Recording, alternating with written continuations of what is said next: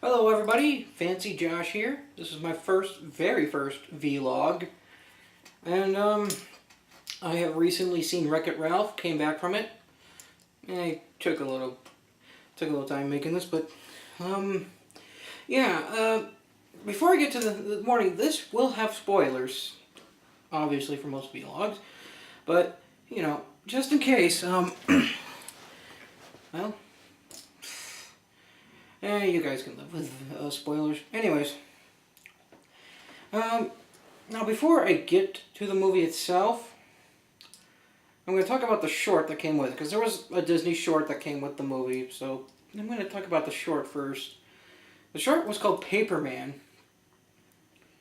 and I saw this in 3D, by the way. I saw Wreck-It Ralph in 3D, great quality, and the short was Paperman, and I will admit it's actually a damn good short. The animation, even though it was in black and white, was perfect, save for a red lipstick. I really loved how the story went, even though there wasn't much words other than to grunt and whatever. And, yeah, basically, the animation was done so well. It's something you don't see much anymore, unless, I'm guessing Disney comes up with it. But, yeah. Basically, it was just about the guy who meets a woman and accidentally gets a paper blown on her face, and her lipstick gets on one of his papers, and so, I don't know, I guess them two like each other for a few minutes, and then she has to go for her job interview or something like that. And then he's at his desk job, which I do actually like the desk job scene. It's basically just a stereotypical desk job look. You know, just signing papers, typing like whatever.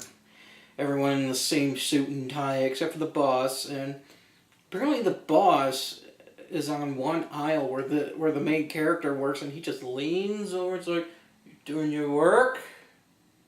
I heard that, Curtis," and then leans back.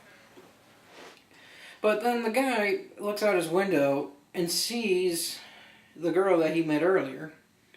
So as he has a huge pile of papers, which, from what I've seen, amount to nothing.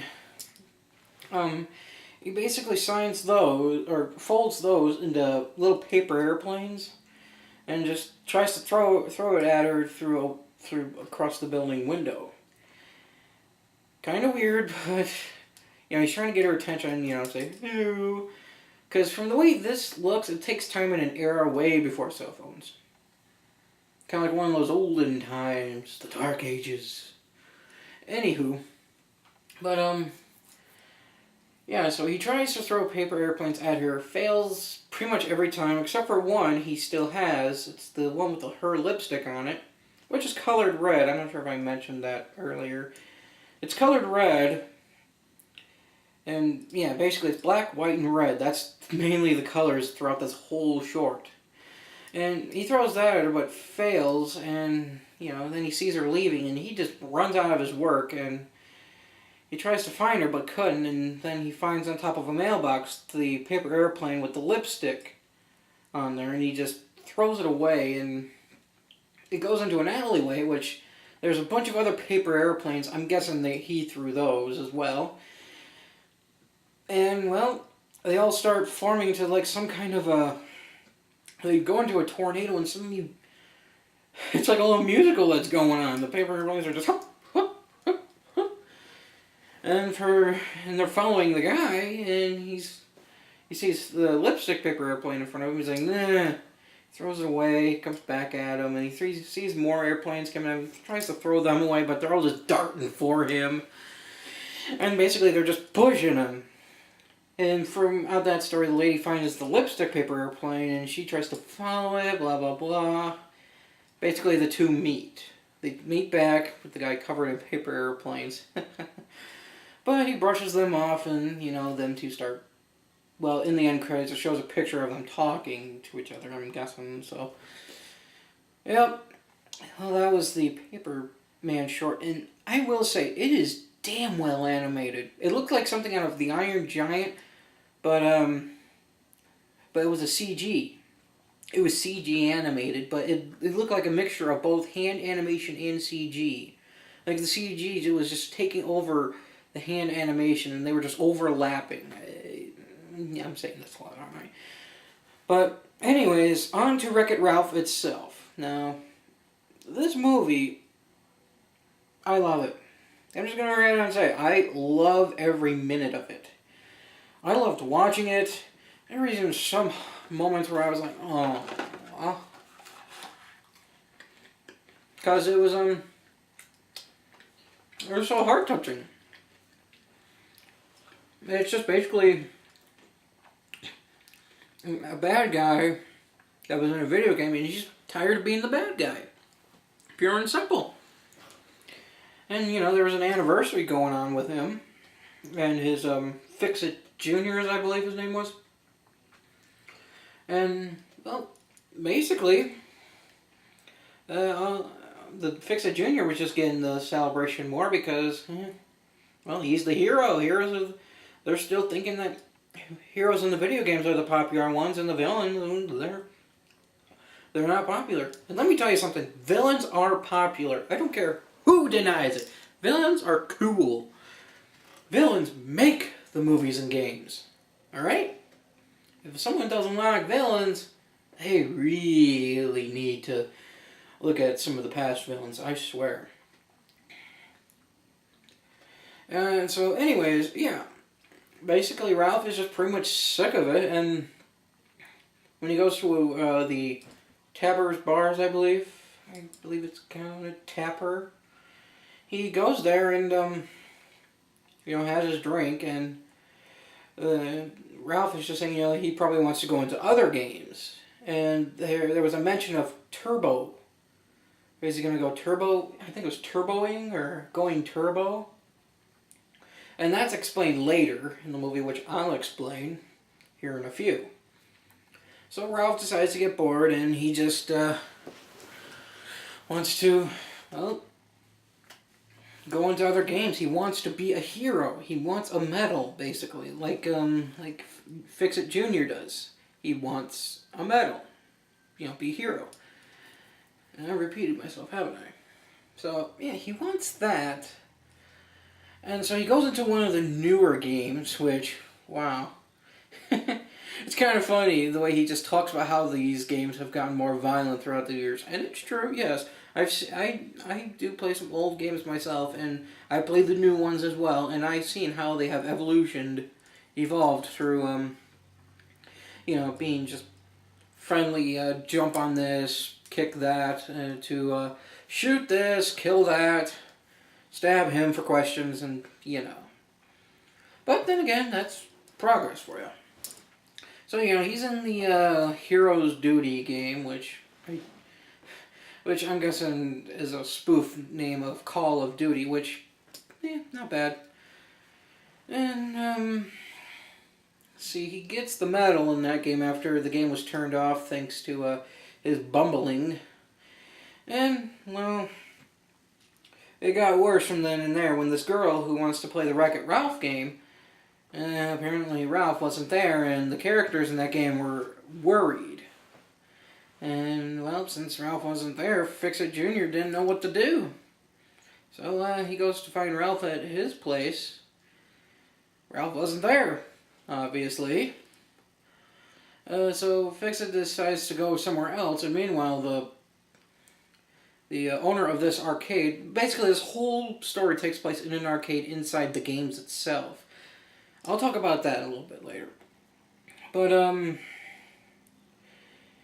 yeah, basically Ralph is just going through some games trying to be a hero, and he gets his medal, but the sad thing is he gets into a little bit of trouble when he unleashes one of the games' little villain eggs. I can't remember what they're called, but they're like insects or something. So he opens that by accident and gets into an escape pod by, you know, tripping into it because the bug is attached to his face and whatnot. So he gets shot out of one game, and then he ping-pongs around, as I like to call, you know, you just get knocked around, ping-pongs, you know what I mean. So he gets knocked around into other games, and then he goes into this game called Sugar Rush, as I believe it was called. Yeah, Sugar Rush. And and once he crashes through, he loses his medal. He still has his medal. He sort of loses his medal. He finds it on one of the candy cane trees. Can't speak right, apparently. He climbs up to get it, but he meets a girl who, I can't remember her name, but she calls herself a glitch in the game, which is actually kind of cool. A living glitch, interacting. It's fun. And, him and her just spout little random, just little random lines, and they argue for a bit. And she takes his medal. So he tries to go after her, and meanwhile, Fix-It Jr. is going around, and he's trying to find Wreck-It Ralph, but no sign. Q*bert, guest cameo, since he's been out of games, he's been in the station for so long, and he's just, like a homeless person, basically. And so he tells in Q*bertese, as it's called, that Ralph just jumped games, as I believe that it was called. And, everyone fears that he's going turbo. And after a while, hijinks happens with Ralph and everything, and they do explain why they call it going turbo, or is it turboing? It involves the word turbo. Well, apparently there's one character in a game that was called Turbo Crazy or something like that. I think it was called Turbo Chase, Turbo Crazy. Anyways, the character was Turbo, and basically, since he was a popular game, everyone played him a lot, but then when a new racing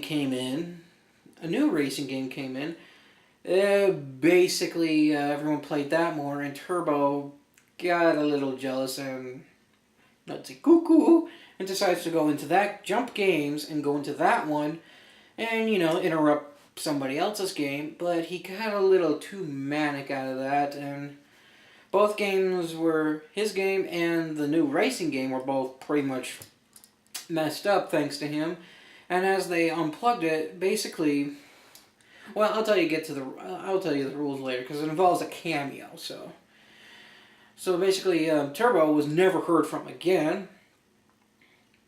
And, let's see, Fix-It tries to find Ralph in the first game that Ralph went to, but he meets up with the chief of the game, and, well, she has a bit of an attitude, alright. And Fix-It Jr. starts falling in love, and... Well, I like how the game characters itself explains on how video game characters are just given the backstories that they have. Basically, the chief lady, I can't remember her name. Seriously, people, some of the characters' names I cannot remember, so I apologize in advance if me forgetting the names makes you mad. But yeah, her backstory was basically she was going to get married, but her husband was offed by one of the alien insectoids, and, well, that was it. Well, there was more to it, but that's just the gist. And even though Ralph still hits on her a bit, or not Ralph, no, Fix-It Jr. Get that right. Fix-It Jr. hits on her, and, well, still I'm guessing she still kind of refuses, but Fix-It still has his powers. Apparently you can carry your powers through any other game that you go into, so that's actually an upside.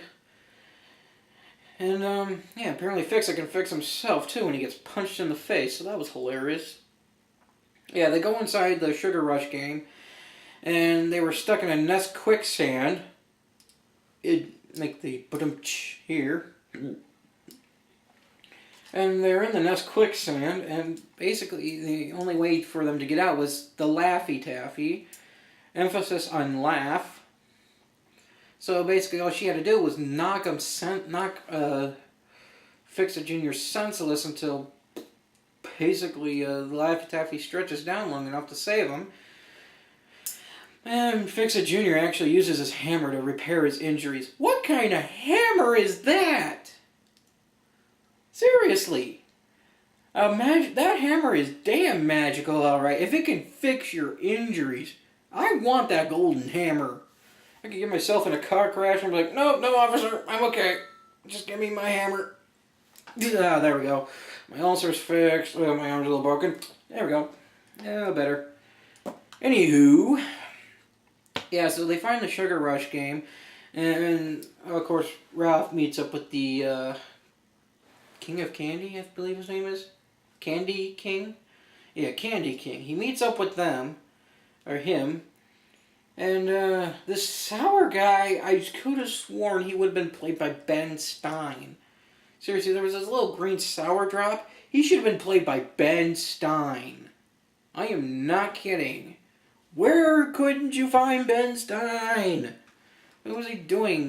More eye drop commercials? I'm sure he would have had a few minutes to spare, people. But, anyways, yeah. And so Racket and the little glitch girl, I can't remember her name. I'm going to call her Glitch Girl, just for the sake of it. And so her and him just meet up and just to fix. Well, first she uses her. Ah, crap! I'm messing up my life. This is my first vlog. First vlog, I'm messing up. Yeah. So she takes Ralph's hero medal and tries to enter the race, but all the other characters are all basically mean at her, destroy her car, and so Ralph decides to help. He helps her, of course. He helps her make the car and stuff. Of course, it's not a very good looking car, but you know what? She likes it. She likes how her car looks. You can't deny that.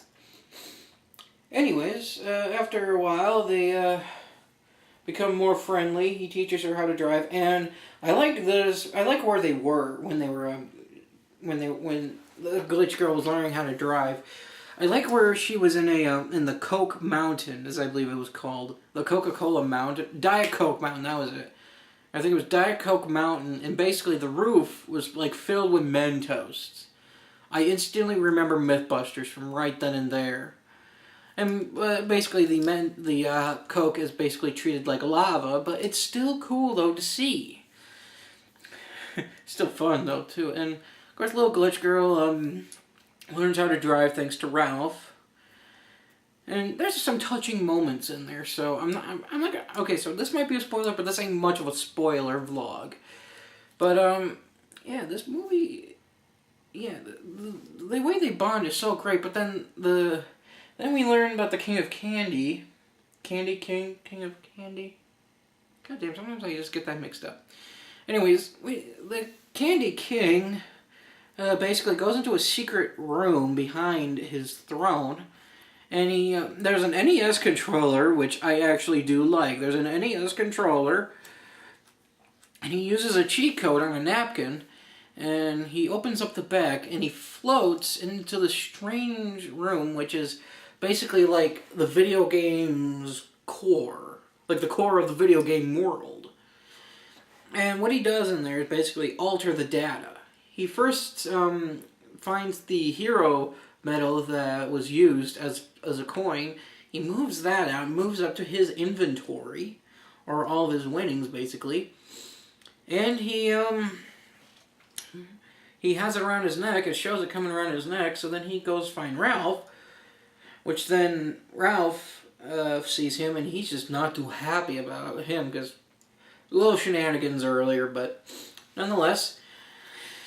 So the king tells him that, well, since she's a glitch, if she starts becoming a character in the game as the glitch, then every time she glitches out, he tells her that if she glitches out so much, if she becomes a character, then people will be worried and they'll, put the, the red label, as they call it.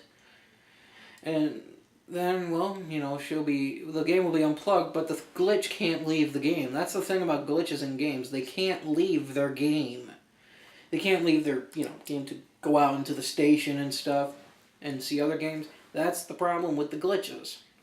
Since the girl is one of them, she can't leave. And if the game were to be unplugged, then basically she would be, I can't remember if it said deleted or just stuck in the game forever. I'm guessing they said deleted. Yeah, I'm guessing they said deleted, so I guess that makes it a life-changing situation. So, yeah, so the king gives Ralph the medal in exchange to destroy the car. And the destroying of the car, oh my god, I was almost in tears. That's the part I'm talking about right here. The car Ralph had to destroy the car, and dear God, my brain was saying, "Don't do it, man. Just don't do it. Do it, man. No, no, no." And just seeing him destroy that, and just the way that the scene was going, oh God, I just wanted to cry at that, man. I really did want to cry. And well, as soon as he was leaving, he finds out that his game is going to be soon taken away. And the last person there was the guy who gave him crap earlier. And the guy said, "Well, Ralph, I hope you're happy." And he gives him the keys to the penthouse, and Ralph just sees the big orange sign right up there. Orange? Red? I don't know, sometimes the colors confuse me. And he just throws his medal at the screen, and you can hear the funk, and I think I've been rambling on too much. Anyways, so as soon as the sign kicks off, Ralph sees the console's picture on the side, and he sees the glitch girl on there. So it raises a good question for him. So he goes back to the Sugar Rush game, and well, he sees the sour guy there, and he gets questions out of him. He gets answers out of him, basically. And boy, that was just hilarious. And so he gets his answers, and it turns out that the code that the king has to go inside the game's circuitry is basically what he used to get rid of the glitch girl. Or sort of. He put her out of the game's roster and added himself in there. He's been a little... The Candy King's twisted, basically. Because all he wanted to do... I don't know what he wanted to do, basically. Well, his motivations aren't coming until later. But yeah, so as Ralph finds this out, he goes to he finds that Fix-It Jr.'s in the dungeon, or Fungeon. Very weird word. And so, there's one funny scene with Fix-It Jr. where he tries to break out of the bars, but then he thinks that, he can use his hammer to break out. But sadly, as per his character, Fix-It Jr., he can only fix things. So as he hits the bars actually get bigger. Yeah. So as Wreck-It Ralph breaks into the prison, they both have their quick little banters, and one another's pissed at each other. So, Butterfinger bites. Gotta love movie theaters. Anyways, so he fixes the car. He breaks Glitch Girl out of the dungeon. And they get her to the race right on time. All the other races, well, yeah, it's a big epic race. I do like the race. I wish that was a game in itself. So, yeah, they get to the race. The girl races up to the point where she reaches the Candy King. King of Candy, Candy King. And so, yeah, she reaches him, but then something goes wrong with him. Since she's glitched, she messes him up a bit. Because there's something wrong with him. As she glitched up on him, he starts looking like someone else. A very familiar face to Ralph and Fix-It Jr. It was Turbo behind this whole thing. Basically, Turbo survived being unplugged from the game. He hid in another game, which I'm guessing was Sugar Rush, and he removed Glitch Girl as a character. She was basically a main character in the game, but he removed her and then locked up the memories and reformatted them, I guess, to make them hate the Glitch Girl. I guess, I don't know. And so, yeah, basically Turbo was behind the whole thing, and at first he was gonna really kill this chick. The way he looked, he was determined. The dude looked like a friggin' zombie. By the way, there are zombies in this movie. And, well, what happens is that she uses the power of her glitch, to, basically get out of the situation she was in. And she, she basically got out of the situation, but Turbo basically fell off the edges, I believe. And sadly, she couldn't make it to the finish line in time because earlier in the movie, when Ralph crashed onto the Sugar Rush game, way earlier in the movie, he brought in a baby version of those insect games from the Hero's Duty game. And basically what happened is they multiply en masse. It's basically like rabbits with these things. They multiply worse than rabbits do. So, yeah, basically there's a huge battle going on with these bug things that look candy-like as well. And everyone's leaving the game except for Glitch Girl. She can't leave it because, well, she's a glitch. She can't leave the game due to her being a glitch. And I've said glitch so many times. Anyway, so Ralph decides, well, actually, first he hears that they need like a beacon or something, like a bug zapper, in order to kill these things. So, Ralph remembers the Diet Coke volcano, and he goes over to find the top of it so that he can knock down all the Mentos and to destroy them. But sadly, Turbo wasn't done yet. Oh, no.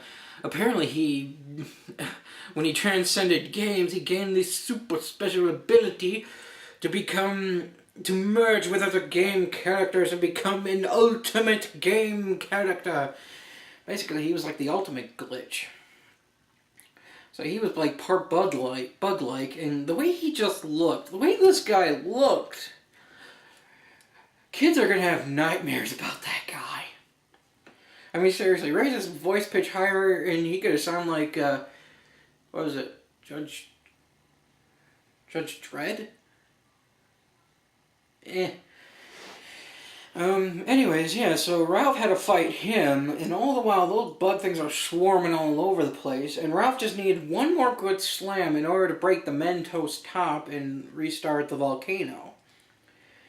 And luckily enough, Ralph did break the seal due to the clumsy Turbo's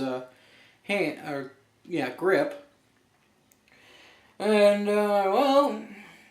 Ralph was close to death, but luckily little Glitch Girl saved him from, falling into the hot Diet Coke. And, well, the Turbo guy was basically killed. Yeah, he follows the big light, since he was now part insect, and he follows that light and dead. Seriously. And then in the end, Fix-It Jr. fixes the racetrack so then Glitch Girl can finish. And it turns out after she finished and became a main character, she was actually the princess of the whole thing. I was like, wow, really? Huh. That's nifty. Yeah, my reaction wasn't big, but it's like something was going on, because they actually show you her name far away from the programming. So, yeah. And let's see, afterwards Ralph starts realizing that, his job being a villain ain't that bad, it's what he does. It's what he has to do. He can enjoy it. It's just sometimes, he wants a little credit. You gotta give the guy a little credit once in a while. Without a hero, or without a villain, there's no hero. What are you gonna do about that? So yeah, the movie ends on a good high note, and it ends on a good high note. Now, as for the characters that I have seen in there, and for what I have seen throughout the whole movie, cameos are none the worse for wear. Seriously, you got Sonic, you got Bowser, you got some Street Fighter guys. I don't play those games. There are some games I don't play, so I don't recognize most of the characters. I do recognize Q*bert. Yeah, I recognize a lot of characters, but some are just basically hit and miss. And there was a little billboard that had Sonic on there, obviously. I'm guessing Mario licensings are a bitch. I mean, hey, if they got Bowser in there, that's something. Anyway, Sonic was in there, and he was saying, it's like my mind went back to these Sonic Says moments, but anyway, Sonic was on a billboard saying that, if you go off your own game and go into another game, and if you die in that other game, basically you don't come back. You're officially dead. So, that's something hearing that made you think maybe Ralph was actually going to die somewhere in this movie. But, nope. Although, it did help the backstory a bit, so that was a bright side. And, let's see. Yeah, I did like the look of Eggman. How did Disney get this, is my question. Did Disney just ask the companies, since it's just going to be quick cameos, can we just allow them in there since it's all about video games, retro and stuff? I would have loved to be in that meeting, but nonetheless, the way the CGI was actually damn well good. And so I saw this in 3D, and the 3D was actually damn well useful. If you watch it in 2D, sure, it's fine. 3D, awesome. But yes, I did see, and I also saw this with a friend. I'm not sure if I mentioned that before. I saw this with my friend. I'll post his name in the description. And, yeah, I enjoyed all the cameos. Sonic did appear a few more times. It's just that you gotta look around a bit more. But other than that, this movie was awesome through and through. And I'm looking forward to buying the DVD. So, alright, this was my first vlog. I'm pretty sure it's gone longer than I probably would have expected this. But, hey, that's what you get for first things. So, alright, I'll just end it right here. See you later, Internet.